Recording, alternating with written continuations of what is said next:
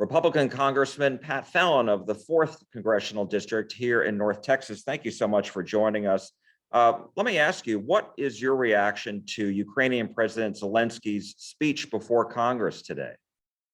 Jack, I have to tell you, he was succinct, he was inspiring, and he was spot on. And he was, it was emphasizing the urgency of his situation, and that the fact that his people and his country's destiny is to be decided, and it's not going to be decided in a week or a month, but it's being decided right now. And he thanked the American people and the Congress for the support that we've provided thus far, but he was very candid in saying that he needed more. And I would agree with him wholeheartedly. Well, as you know, he called for a no-fly zone over Ukraine. President Biden has said that's not going to happen. Where are you on this issue? Well, what the president should say, President Biden, that is say, let's go for a de facto no-fly zone. And the de facto no-fly zone could be established by providing the Ukrainians with far more Stinger anti-aircraft missiles. Also, there's a legacy system the Soviets built, and now the Russians supply. It's an S-300, and a lot of our Eastern European allies, or at least a few of them, have those systems and are willing to give them to the Ukrainians, provided we backfill with some of our material for those countries. I think we should do that as well. And in doing that, you're denying dominance of the skies. You're denying the Russians that dominance that they so desperately need. And if they don't have that, they're probably going to get into a stalemate, and that's where the Ukrainians can win. Poland had come up with an idea to send its Soviet-produced MiGs through the United States, and then the United States would send them over to Ukraine.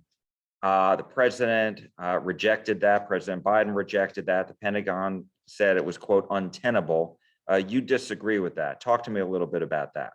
Yes, Jack. And the Pentagon only said it was untenable after the president made it clear that he didn't want to do it. So they were just following the orders of the commander in chief. And I disagree with the commander in chief on this one vehemently, because what we're doing right now is providing the Ukrainians with war materials. I don't see the MiGs as any different, other than, albeit sophisticated war material. We're not going to be flying them with American pilots running hot missions into the Ukraine. We're simply acting as a facilitator on a Russian-made plane and giving that to the Ukrainians for them to use in defense of their own nation. So for the president to be drawing these arbitrary red lines on himself, he should be deterring Vladimir Putin, not allowing Vladimir Putin to deter him. What about the concern that perhaps this would, give Putin an opening to try to come at the United States and its NATO allies, really, in the region?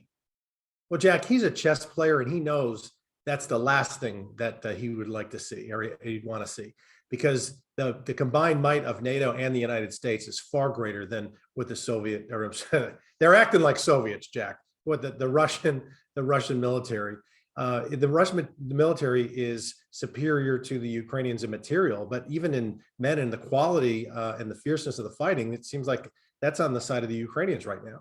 We have the best military in the world, and he does not want to face off on NATO. I think he's a bully.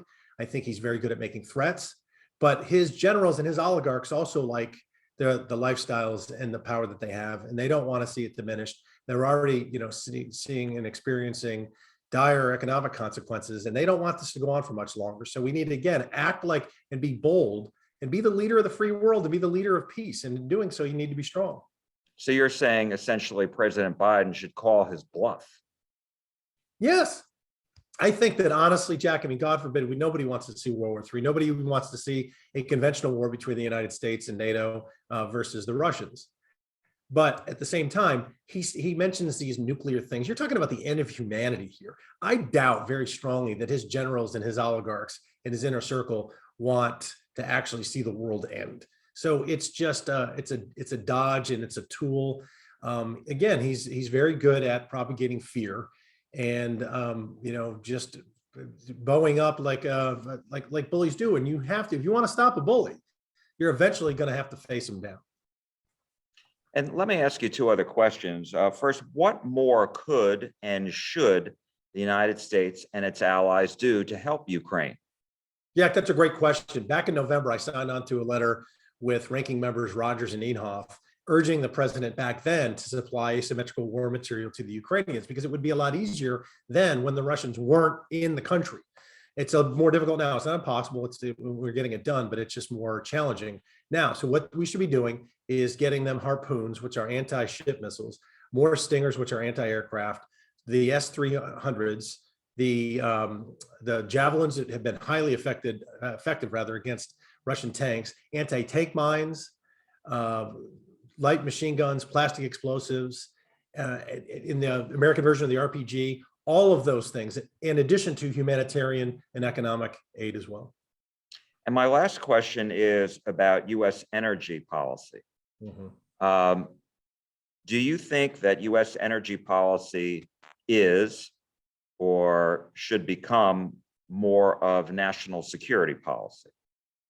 Absolutely. Again, another really great question. And it is. I mean, our energy right now, the world that we live in now is based on fossil fuel energy. It's a liquefied natural gas and oil. And the United States has plenty of it. North America, with our Canadian allies, they have plenty of it as well.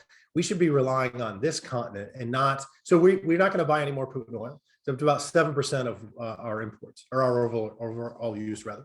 So instead of not getting it from Putin, President Biden's solution is to get them from mini Putins. Well, let's go get it from Iran. Let's get it from Saudi Arabia. Let's get it from Venezuela. We should be getting it here first and utilizing every effort. We have the expertise.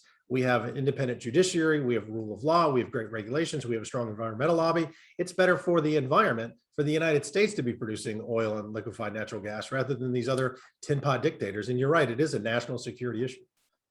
And so you would support the Keystone XL pipeline? Fully. Keystone XL, Jack, the drilling in Anwar, offshore and on federal lands and on federal offshore approvals and permits and drilling, kind of, not to be trite here, but, a drill, baby drill kind of thing. We need it. We're desperate for it. We do not want to see, if you think inflation is bad now, with pretty much at 8% inflation, wait a few months, because everything seems to be tied into fuel, and it could get into the bad old days of double-digit inflation. We don't want that either. That's going to harm the economy. So I think that we should absolutely do it. And we should have done it a long time ago. Congressman Pat Fallon, thank you so much for joining us. We appreciate your insight. Thanks, Jack. Appreciate it.